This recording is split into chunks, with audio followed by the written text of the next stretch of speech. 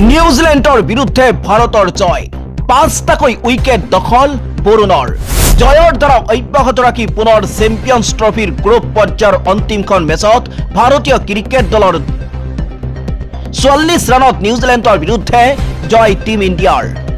জয়ৰ দ্বাৰা অব্যাহত ৰাখি ICC চেম্পিয়ন্ছ ট্ৰফিত আজি গ্ৰুপ পৰ্যায়ৰ অন্তিমখন মেচত নিউজিলেণ্ডৰ বিৰুদ্ধে ভাৰতৰ জয়।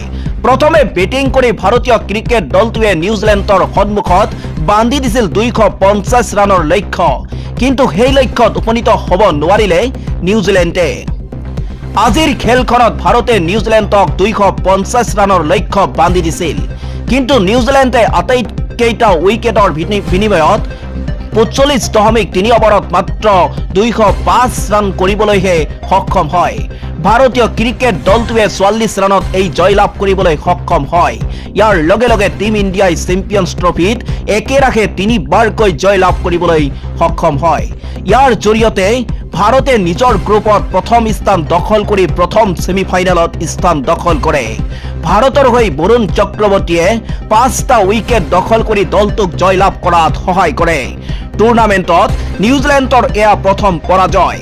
2 মাৰ্চ দেওবাৰে ডুবাই আন্তঃৰাষ্ট্ৰীয় ষ্টেডিয়ামত অনুষ্ঠিত হোৱা চেম্পিয়ন্ছ ট্ৰফিৰ অন্তিমখন গ্ৰুপ মেচত সকলোৰে দৃষ্টি নিবদ্ধ হৈ আছিল। আজিৰ ফলাফলৰ পৰা স্পষ্ট হৈ পৰে যে ছেমিফাইনেলত ভাৰতীয় ক্ৰিকেট দলটোৱে অষ্ট্ৰেলিয়াৰ বিৰুদ্ধে আৰু নিউজিলেণ্ডে দক্ষিণ আফ্ৰিকাৰ বিৰুদ্ধে খেলিব। উল্লেখ্য যে ভাৰতীয় দলটোৰ আজিৰ খেলৰ আৰম্ভণিত দুৰ্বল আছিল।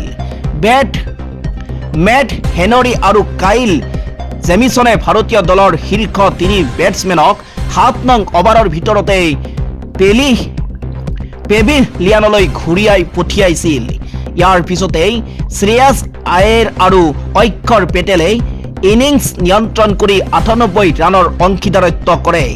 এনেকৈয়ে ভাৰতীয় ক্ৰিকেট দলটোৱে নিউজিলেণ্ডৰ আগত 250 ৰানৰ লক্ষ্য বান্ধি দিছিল।